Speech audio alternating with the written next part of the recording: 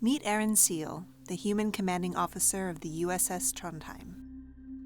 He was born as Arsenio Seo in 1499 in Barcelona to a wealthy silk merchant family. From a young age, he had a burning desire to explore and discover. At the age of 20, he purchased an officer's commission and joined the Spanish Navy. He became captain of the three-masted ship Bragas Brillantes, which was part of the fleet of the renowned conquistador Francisco Pizarro. Under his command, he sailed to the shores of South America in 1530, where he was completely captivated by the beauty of Peru and the majesty of the Incan civilization. He watched with great displeasure as his commander ruthlessly conquered and enslaved this ancient culture. It wasn't long before Captain Seo incited a mutiny against Pizarro in an attempt to protect the Incas. However, he stood no chance alone, and after a brief naval battle, the Bragas Brillantes sank. As a true captain, Arsenio went down with his ship, reconciled with his fate and the gods. And the gods listened. Well, not the gods, but the Metrons, an almost omnipotent species with powers and abilities akin to Q.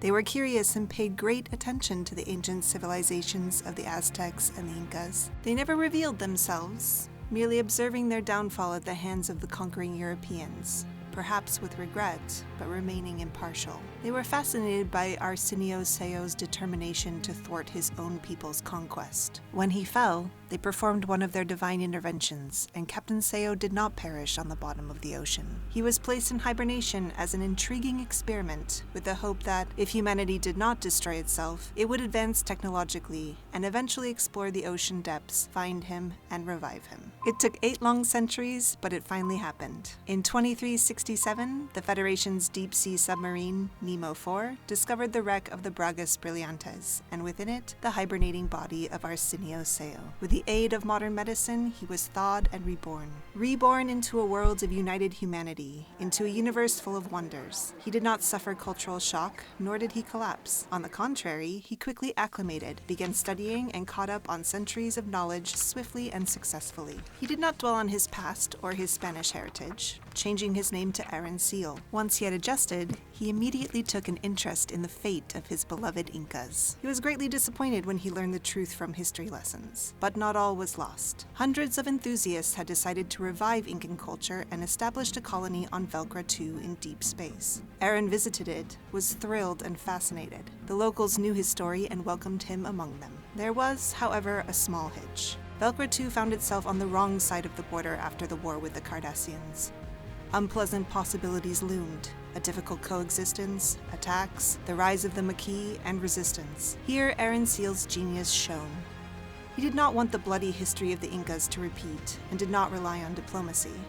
Thanks to his father's upbringing, he decided to approach the matter commercially. He traveled to Ferenginar and offered the galactic traders a most valuable plant, the mythical Incan gold, mate, which the colonists of Velcra 2 successfully cultivated. The Ferengi saw its potential, and, for an exclusive license to import mate, they promised to protect Velcra 2 and integrate it into their empire.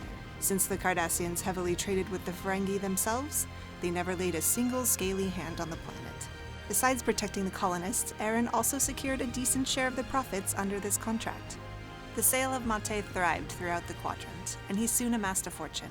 With it, he acquired a small sultanate on Ligan 2, where he took 2 wives according to local customs, and thus entered the galactic elite.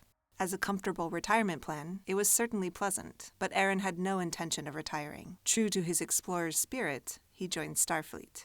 With his experience, he smoothly rose through the ranks until he gained command of the starship USS Trondheim in 2380. Some of Captain Seal's missions went smoothly, others less so.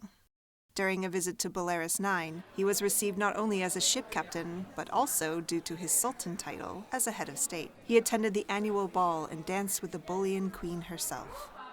Due to a disgraceful neglect of preparation, he did not verify the details of court etiquette, and during the dance, he inadvertently touched his partner lower than he should and was allowed. Though such punishments are not practiced in modern Federation culture, under ancient Bolian law, he faced the threat of losing 3 fingers on the hand that committed the unforgivable offense. Luckily, his first officer, Commander Lontra, used her diplomatic skill to get him out of trouble. Captain Aron Seal is brave, curious, and good-natured. Given his history and experiences, not much surprises him. He savors his new life to the fullest and enthusiastically explores the farthest reaches of the universe. This rare perspective is also his weakness, as he can be overly optimistic, even reckless, in dangerous situations.